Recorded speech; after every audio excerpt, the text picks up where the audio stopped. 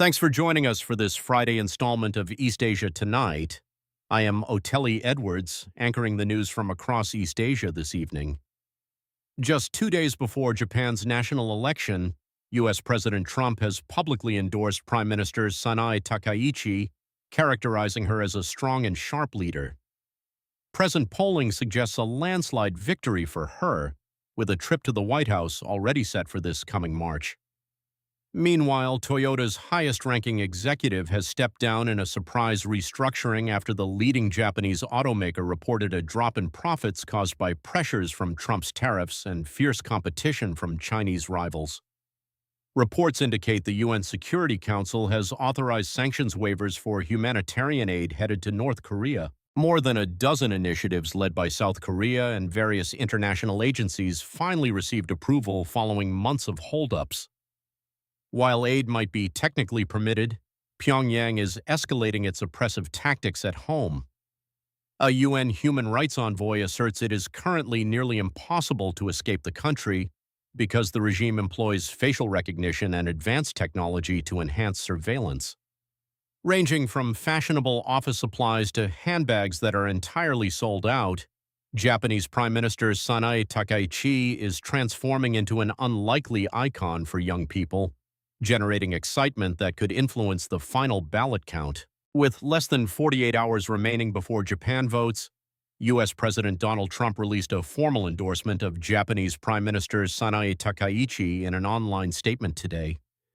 In that statement, President Trump lauded Ms. Takaichi as a powerful and wise leader who deserves immense credit for the efforts she and her governing coalition are currently making. He further remarked that it is his distinct privilege to give her his complete and total support prior to the election. Mr. Trump also confirmed a scheduled White House meeting with Ms. Takaichi on March 19th. This would mark the Japanese leader's very first visit to the U.S. in her role as Prime Minister. Tokyo officials, reacting to the planned visit, indicated that Ms. Takaichi intends to open a new chapter in the U.S.-Japan alliance partnership during her time there. However, the government declined to offer specific remarks regarding Mr. Trump's political support at this time. Current opinion polls suggest Ms. Takaichi is on track for a massive electoral triumph this weekend. A survey conducted by Nikkei Asia forecasts that the ruling coalition, composed of the Liberal Democratic Party and the Japan Innovation Party, will win decisively, securing over 300 seats, which is roughly 60% of the 465 available lower house positions. Conversely, the centrist Reform Alliance might see its current holding of 167 seats slashed by approximately 50% in this election cycle. The data indicates LDP candidates are considered the favorites in over 40% of single-seat districts, while simultaneously leading in 70% of the heavily contested districts nationwide. Despite these encouraging figures, some voters have expressed worries regarding Ms. Takaichi's handling of the growing cost of living crisis. Looking at the political strategy involved, it has been less than 2 years since Japan's last lower house election. Sanae Takaichi's call for a snap election kicks off the shortest campaign period in the country's post-war history. Political parties are allotted merely 12 days to present their platforms to the voting public. Consequently, what is the current state of the political landscape as we near voting day? A total of 1,285 candidates are vying for a seat in the House of Representatives, which is the more powerful of Japan's 2 parliamentary chambers. The 465 legislators who are ultimately elected will possess final authority to approve federal budgets and select the nation's prime minister moving forward. Over 60% of those specific seats are being contested in single-member constituencies, meaning roughly 289 members are chosen through a first-past-the-post system.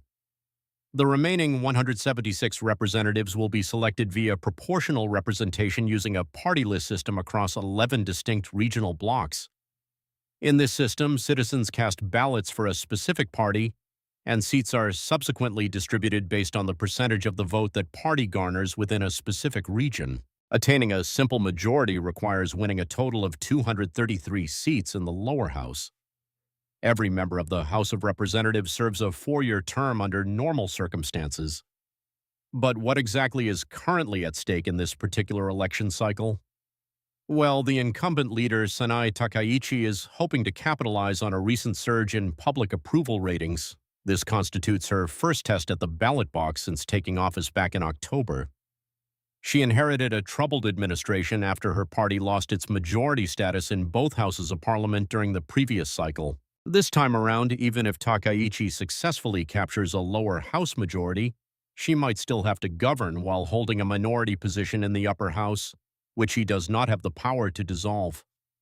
The currently ruling LDP holds 199 seats within the lower house, governing with the support of their coalition partner, the Japan Innovation Party, also known as Ishin, which holds 34 seats. This election also serves as the first major test for the newly formed party, the Centrist Reform Alliance, or CRA, established through a merger of the Constitutional Democratic Party of Japan and the Komeito Party.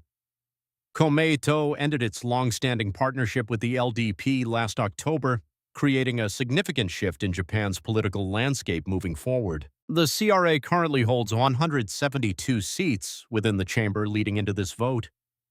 It is currently a fractured political environment, yet one that the February 8th election has the potential to stabilize for the first time since the second Abe administration that governed Japan for nearly 8 years, ending in 2020.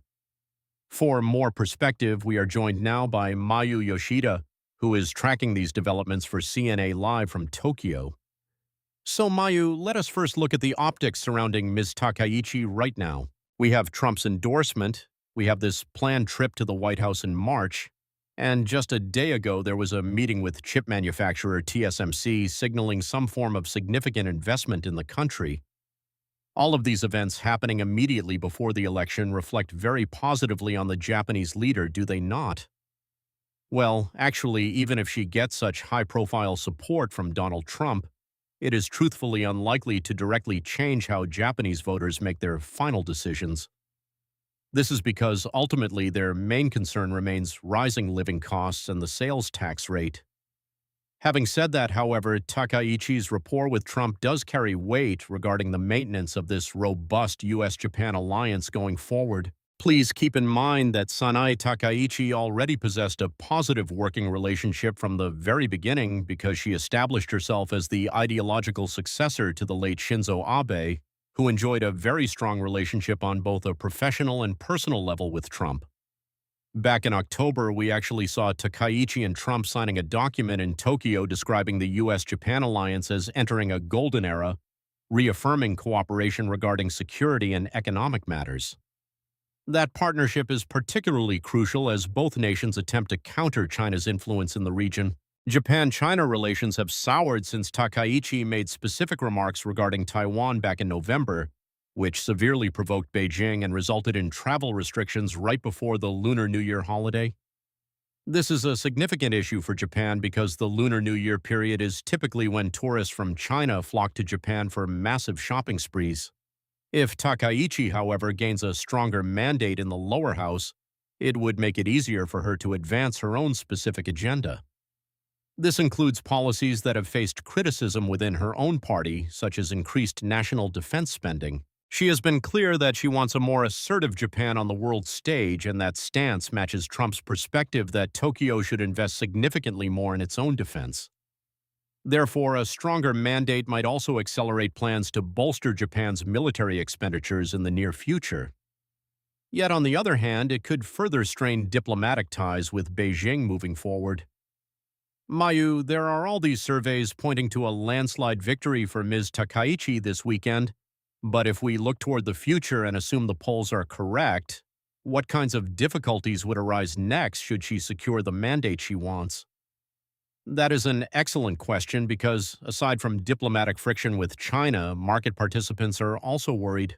Takaichi's decision to call for a snap election has already disturbed financial markets significantly. It set off a sharp sell-off in long-term Japanese government bonds, and the Japanese yen has been extremely volatile lately.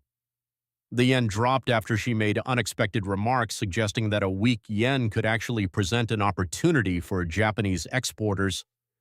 That statement genuinely surprised the markets because it is highly uncommon for a prime minister to speak so openly regarding currency valuation, particularly at a moment when numerous Japanese business executives are actively pushing the government to address the weak yen problem.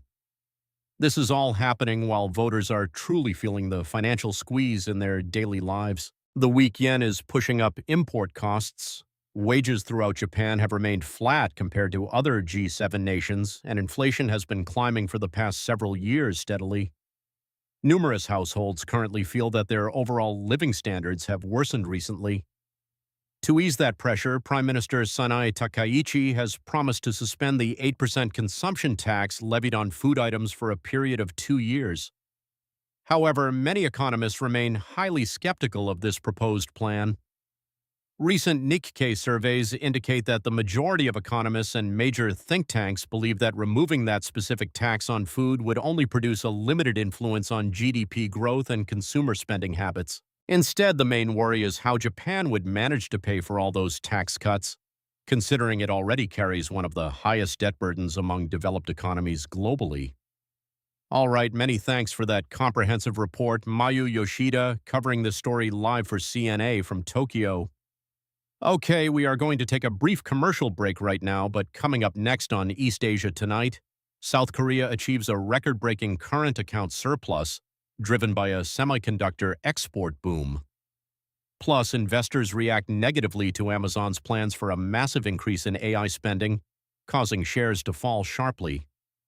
Hello, once again, you are watching East Asia Tonight, and we have Henry standing by with the absolute latest developments in business news. So Toyota is currently in the spotlight, apparently experiencing its second major leadership transition in barely 3 years.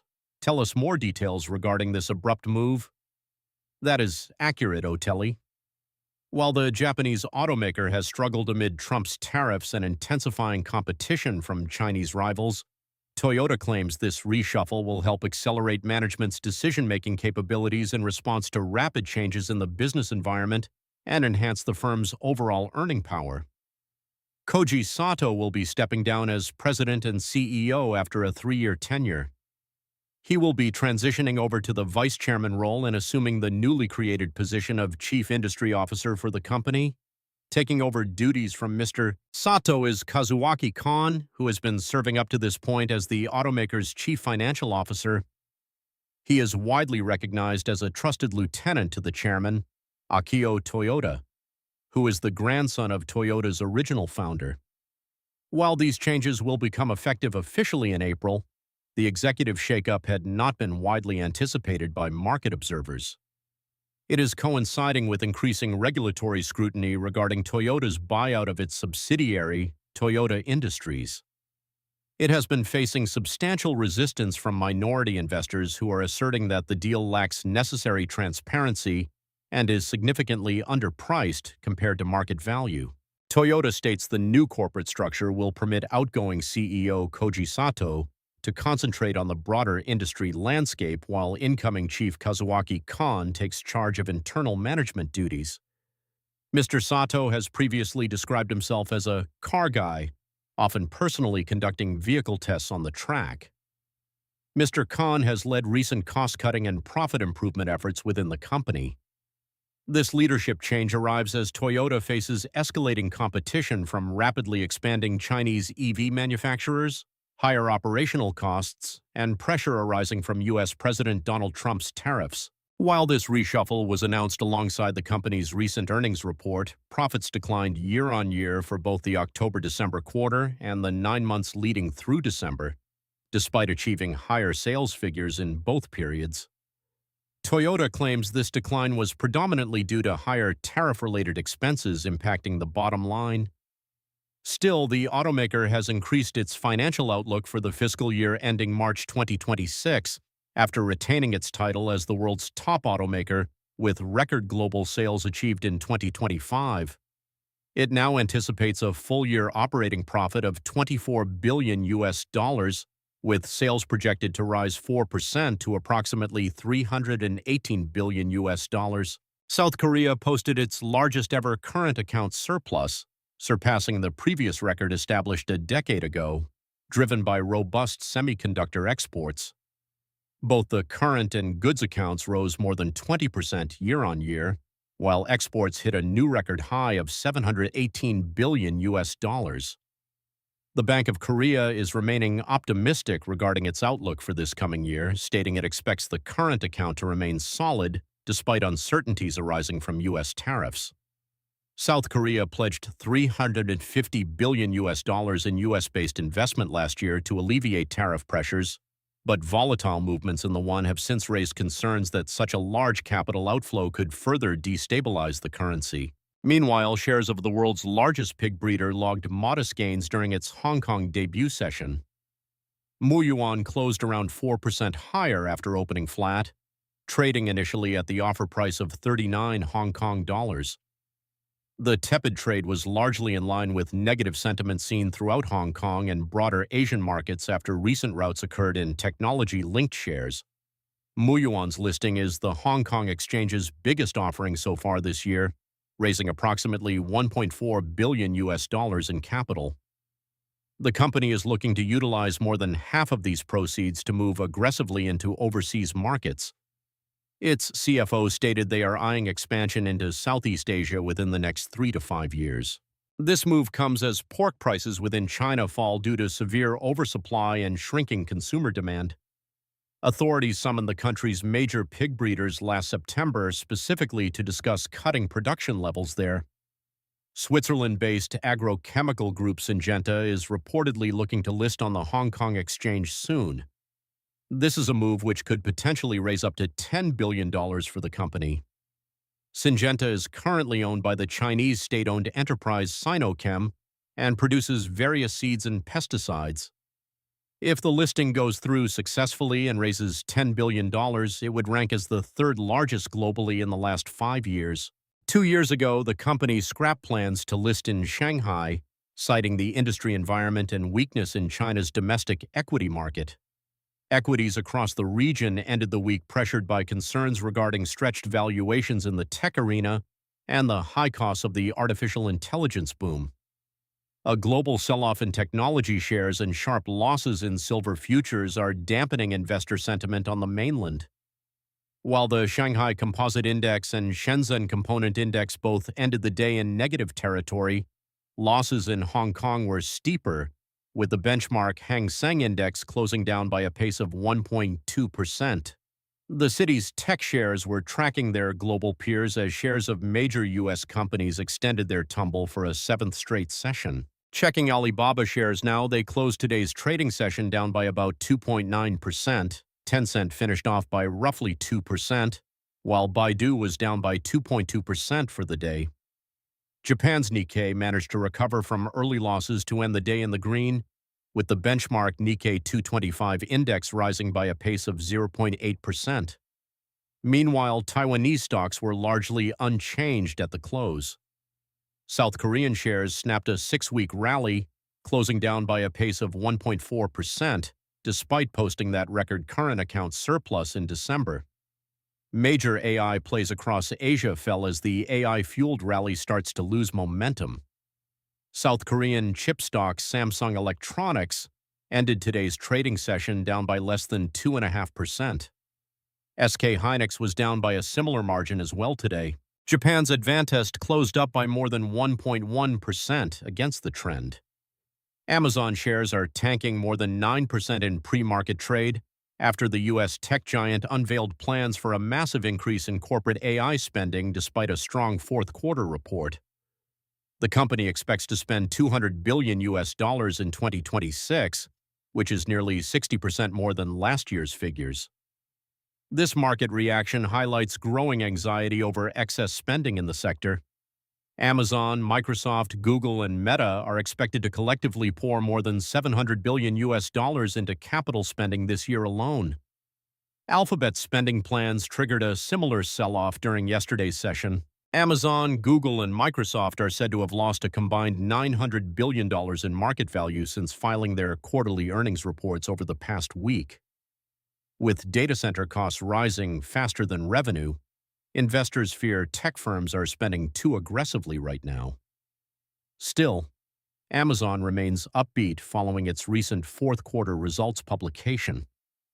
Net profit for the December period came in at 21.22 billion US dollars, which is in line with expectations and up nearly 6% year-on-year. Revenue climbed by a pace of 14% to reach 213 billion US dollars, with Amazon Web Services up 24%. Analysts say the results show big tech isn't easing off on heavy AI investment despite market concerns. These results come as Amazon continues to trim its workforce significantly. The company says it will cut about 16,000 corporate jobs after laying off roughly 14,000 staff last October. A potential mega merger in the mining sector between Rio Tinto and Glencore has been called off after both parties failed to reach a deal regarding valuations. Rio Tinto walked away from the deal as it was unable to justify the premium it would need to pay Glencore for the merger to proceed. For its part, Glencore's board highlighted concerns over governance structures as Rio Tinto sought to retain control of both chairman and CEO roles in the combined entity. The deal would have created the world's largest mining company and allowed Rio Tinto to roughly double its existing copper output. Rio Tinto shares in Australia edged lower on the news, while Glencore shares fell too, 6% in London. London, recovering from a more than 10% slide immediately following the announcement. The future of flight is currently on display at the Singapore Air Show this week. Chinese firms are out in force, involved in everything from passenger jets and medical aircraft to cargo drones and even next-generation fighter aircraft. Let us take a closer look at these developments right now. Chinese aviation firms are pulling out all the stops at this year's Singapore Air Show with aerial displays, gleaming aircraft, scale models, mock cockpits, and hands-on tech that feel closer to a theme park attraction than a trade fair. One crowd magnet is Comac, widely seen as China's homegrown challenger to incumbent giants Airbus and Boeing. Alongside its headline C919 jet, it is also showcasing medically configured aircraft for the first time in Southeast Asia, fitted with eye diagnostic and surgical facilities on board. But the real buzz here is not just about standard passenger jets, it is about autonomous aircraft development. Southeast Asia is where Chinese drone makers see demand about to take off significantly. The region's disaster risks mean aircraft like this can be lifesavers during emergencies, not just commercial delivery tools. With a supply chain almost entirely based domestically in China, manufacturers say they can keep flying high even as global aerospace shortages clip others' wings.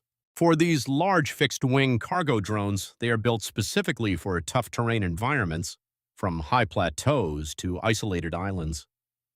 They are designed for places where roads do not go and runways can be rudimentary at best. All this is unfolding against a tense geopolitical backdrop currently. Washington's posture towards Chinese drones has hardened significantly in recent times. While some proposed U.S. restrictions were recently shelved, friction in the sector remains a prominent risk factor. Chinese firms, however, sound unfazed by these political pressures. Still, China's aviation industry is not fully self-reliant yet, especially concerning high-end jet engines and advanced avionics systems. Export controls add extra turbulence to that journey toward independence. Executives say deeper regional ties are part of the answer to these challenges, and it is not only civilian hardware on display at the show this year. On the defense side, AVIC is showcasing a large model of its J-35A fighter, pitching it internationally as a more affordable alternative to Lockheed Martin's F-35 jet. So from stealth fighters to cargo drones to air ambulances, China's aviation industry is making sure its presence here is anything but low profile. It is working diligently to prove it can be a serious competitor on the international stage. And that is all for business news tonight, Otelli. Back to you now. Thanks so much for that comprehensive report, Henry. Well, on that note, we are going to go for another brief commercial break now, but coming up next on East Asia Tonight, Hong Kong is set to sentence former media tycoon Jimmy Lai next week following his long-running national security trial. The 78-year-old could potentially face life in prison for his convictions. This is East Asia Tonight, and here are the main headlines we are following right now. U.S. President Donald Trump formally endorses Japanese Prime Minister Sanae Takaichi less than 2 days before a national election, as polls point to a landslide win for the nation's first female premier who is riding a youth-led wave of popularity. Toyota reshuffles its leadership structure, citing an urgent need to accelerate decision-making processes after the world's largest carmaker reported a slump in quarterly profit amid persistent headwinds from Trump's tariffs and intense competition from China. The United Nations is reportedly allowing sanctions exemptions for humanitarian aid destined for North Korea following South Korean efforts, as Seoul continues its push for rapprochement with Pyongyang.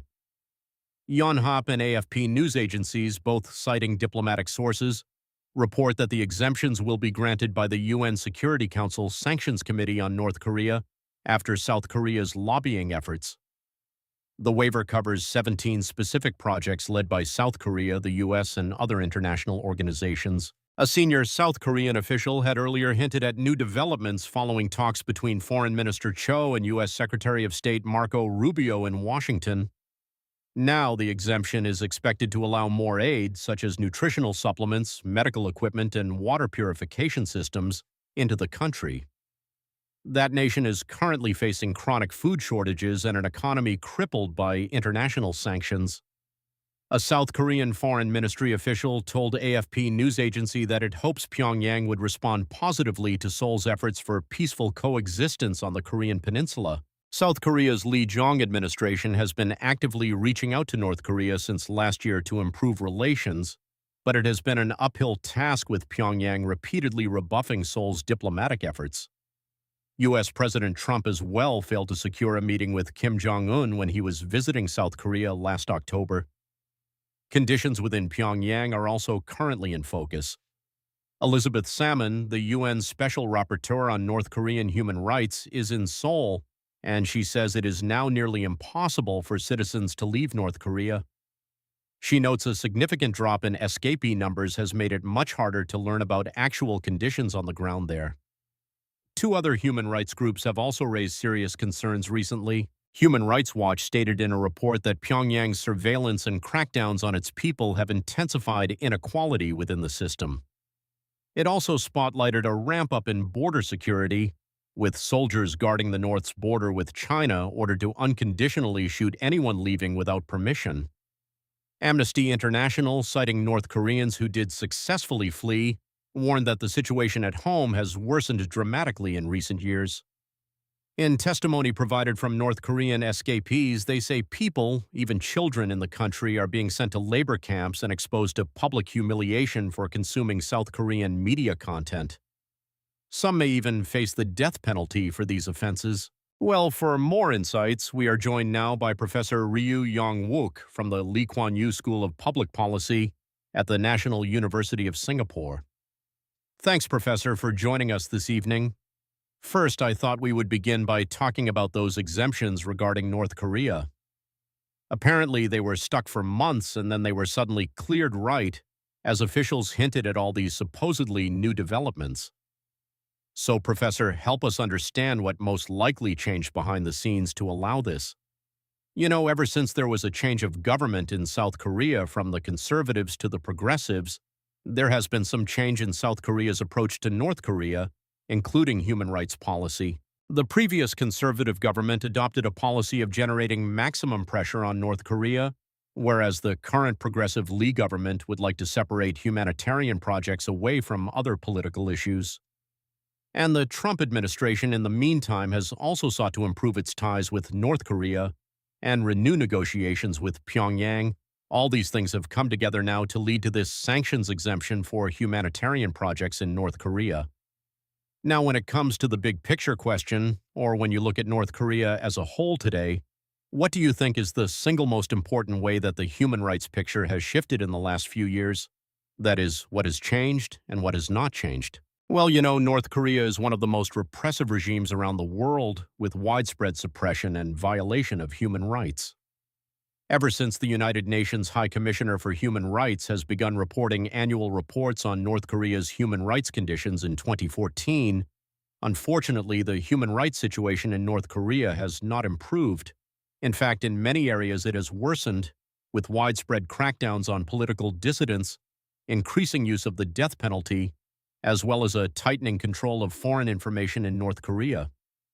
All these things have taken place in greater isolation of Pyongyang from the rest of the world, and therefore, all in all, there has been very little progress on human rights in North Korea, and that has been really unfortunate. And not to mention, now with the regime using all this new technology like cameras and facial recognition, it seems like defecting is nearly impossible now. So help us understand then, as North Korea's ties with key partners deepen, what leverage is there realistically in terms of how the international community's ability to push for human rights and push for accountability? You know, it has always been difficult for international human rights bodies to improve human rights conditions in these target states because global human rights mechanisms do not actually have any enforcement power. So therefore, they need to work with national governments in order to improve human rights conditions in precisely those countries where national governments suppress human rights. Now, in the case of North Korea, in the past, either Russia or China provided some avenue of generating pressure on Pyongyang on human rights issues. So, when great powers were on better terms than they are now, they could approach either Russia or China to put pressure on Pyongyang to do more about human rights. Now, ever since geopolitical tensions have intensified in recent years, that avenue of creating pressure on Pyongyang has pretty much disappeared, as we have seen closer political alignment of communist countries right between China, Russia, and North Korea. And therefore, it has become harder for global human rights institutions to do anything positive to improve human rights conditions in North Korea. Do you also think major powers like the U.S. under the Trump administration are also weakening the human rights system from the inside? Yeah, for sure. You know, we have witnessed the strengthening of authoritarian tendencies, not just in authoritarian and communist countries, but also in democratic countries in recent years. So national governments appear to give less priority to the promotion and protection of human rights than before, and hence it has become much more difficult for global human rights institutions to work with these national governments to achieve their objectives of promoting human rights. But at the same time, in my view, I think global human rights mechanisms have their own issues. So, for instance, the UN Human Rights Council is so politicized that it has become little more than a venue where national governments come and launch attacks on some of the countries that they don't like. So while these human rights institutions cannot manage geopolitics, I think they can do certain things to improve the way they conduct human rights businesses in their own discussions. So in other words, what does accountability actually look like now? I mean, who is enforcing it and through what channels would be most effective? So the enforcement has always mainly relied on national governments because we live in a system of sovereign nation-states.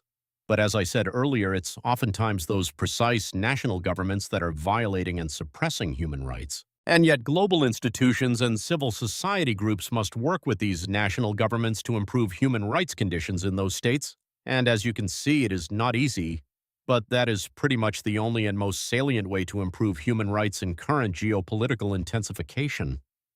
Many thanks for joining us this Friday evening. Professor Ryu Yong-wook from the National University of Singapore. Former Hong Kong media tycoon Jimmy Lai will be sentenced next Monday. The founder of the now-defunct Apple Daily newspaper was found guilty of foreign collusion in December under the city's sweeping national security law imposed by Beijing. The 78-year-old was also found guilty of one count of seditious publication and could face life in prison. He will be sentenced alongside 8 co-defendants, including 6 Apple Daily executives. Lai pleaded not guilty to all charges, while the others all entered guilty pleas, which could help them get reduced sentences. His conviction sparked international outcry, with a number of Western leaders slamming it. British Prime Minister Keir Starmer, for instance, urged for Lai, a UK citizen, to be released during his meeting with Chinese President Xi Jinping last month. The US and the European Union have also called for his immediate release. China hit back at foreign criticism, saying that comments amount to a smearing of Hong Kong's judicial systems. Hong Kong, meanwhile, says the case has nothing to do with freedom of speech. Staying in Hong Kong, a rash of fires in the city has left at least one person injured. The Fire Services Department says it extinguished a blaze at a wholesale fish market in Kowloon. An unconscious man was taken to a hospital for emergency treatment. Authorities say they received multiple reports of a truck suddenly bursting into flames at about 3:00 p.m. local time. The fire spread rapidly, completely destroying 8 nearby vehicles. Earlier, at about 4:00 a.m. local time, a barge carrying recycled metal caught fire at a cargo area also in Kowloon. Firefighters launched a joint marine and land operation to put out the blaze. The police say the cause remains under investigation, though initial checks found no evidence of criminal activities. A lawmaker says this is the second such incident at the site in less than a week. About 400 passengers were evacuated from an MTR train on the Suen line this morning after a portable power bank caught fire. Video from social media showed the train carriages filling up with smoke and at least one commuter using a fire extinguisher to put out the blaze. No injuries were reported in that incident. Coming up next on East Asia Tonight, what Japanese authorities are doing to manage crowds at one of the country's most iconic landmarks, and a fast-rising Ukrainian sumo star takes aim at the top prize for Japan's national sport. Media polls suggest Prime Minister Sanae Takaichi's ruling coalition is on track to gain seats, but shifting alliances, funding scandals, and uncertainty over economic policies are adding unpredictability to Japan's rare winter election. CNA's senior correspondent Michio Ishida has more on this story. Prime Minister Sanae Takaichi kicked off her 12-day election campaign in Tokyo's Akihabara district. It is where her mentor, the late leader Shinzo Abe, often hosted his own rallies. But her ruling Liberal Democratic Party faces a very different political landscape heading into Sunday's polls. The LDP's fledgling coalition with the Japan Innovation Party, formed in October, will be up against another new tie-up. The centrist Reform Alliance was set up in January through the merger of former LDP partner Komeito, backed by the Buddhist organization Soka Gakkai, and the largest opposition, the Constitutional Democratic Party, which has the support of labor unions. Komeito withdrew from the ruling coalition soon after Ms. Takaichi became LDP president in October. It cited concerns over an LDP slush fund scandal, which was seen as a key reason for a string of recent defeats at the polls. The electoral results have been catastrophic, and so they are generally worried that if they get stuck with the LDP and they continue with the LDP, they are going to lose, and be tainted because of the association with the LDP, which is scandal-ridden. I think they have been generally jarred by Takaichi and her policy stance, very anti-China, which Komeito has been traditionally close to. Recent media polls, though, show the centrist Reform Alliance lagging behind the LDP coalition in public support. And while the approval rating of Ms. Takaichi's cabinet has slid from its peak, according to some surveys, it continues to hover around 60%, higher than many of her predecessors. Whether the popularity of Japan's first female prime minister will translate into votes for her party is a key question heading into the polls. By calling a snap election, Ms. Takaichi is seeking a stronger mandate for a ruling coalition which held a razor-thin majority in the lower house before it was dissolved last month. In spite of her image as a very strong woman leader, she is among the weakest prime ministers of Japan ever in terms of parliamentary support when it comes to passing the budget. Passing bills that are controversial. She doesn't have the numbers. Ms. Takaichi wants to push through expansionary fiscal policies to spur growth. With rising costs of living taking center stage ahead of the elections, she has also pledged to suspend an 8% sales tax on food items for 2 years, similar to most party platforms that also advocate tax cuts. But some have questioned the fiscal sustainability of such moves and the impact on tax-funded social welfare. Mrs. Takaichi has vowed to resign if her ruling Liberal Democratic Party and its coalition partner, the Japan Innovation Party, together fail to win a majority in the February polls. If that happens, the LDP will have to hold an election to choose a new party leader, and both houses of parliament must elect a new prime minister. Michio Ishida, CNA, Tokyo. We have got more coverage on the upcoming election, including this article on what is behind the rise of the right-wing party Sanseido and its potential impact on the political scene. You can check it out on our website, cna.asia, or on our mobile app. Well, Japanese Prime Minister Sanae Takaichi is hoping her election win can get her the mandate she needs to run the country. It is her style, not just her brand of politics, that is gaining unprecedented popularity. The handbag she carries sold out, the pen she uses is going viral, and even her favorite snacks are in hot demand. Ms. Takaichi's social media following dwarfs those of her rivals and even her predecessors. Analysts say it is no surprise why, though they warn that popularity does not always translate into votes actually being cast.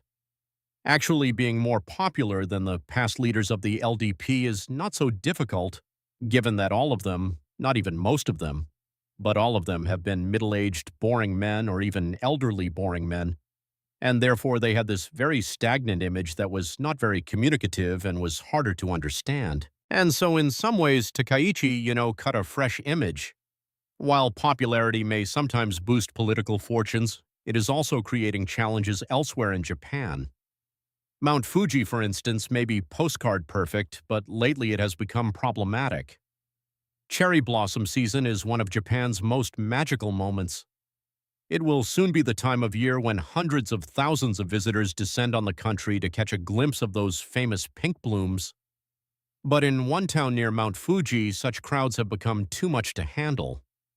A cherry blossom festival in the city of Fujiyoshida has been canceled, with officials citing a crisis caused by over-tourism. While the area is hugely popular, offering picture-perfect views of Mount Fuji framed by cherry trees with no shortage of Instagram-worthy photo spots, residents say an influx of badly behaved tourists has made life so unbearable.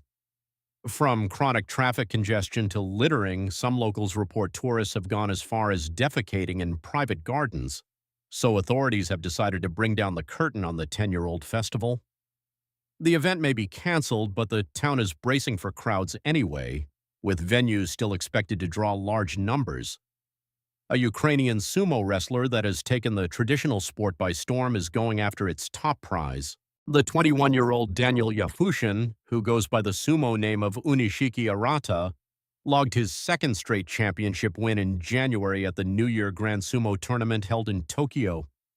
Such back-to-back wins are considered rare feats achieved only by the very best competitors. But Unishiki is not stopping here. He is aiming for the top rank of Yokozuna after being promoted at record speed to sumo's second highest rank of Ozeki just months ago. A third victory at next month's spring tournament would make him eligible for that highly elusive promotion, only achieved by 75 others over the past 300 years. Unishiki's rapid rise has drawn intense scrutiny both in Japan and Ukraine, but that is also amping up the pressure for him to live up to expectations. Well, Unishiki's popularity comes amid a renewed surge in an interest in sumo both locally and abroad. Bi-monthly tournaments sell out almost immediately upon release. North Korea opened its National Winter Games this week, held at the sports village in Samjeon, an area near the Chinese border. More than 50 events have been scheduled in 5 winter sports that include ice hockey, figure skating, and skiing. Sports clubs from state bodies and major industrial sites form the participant lineup.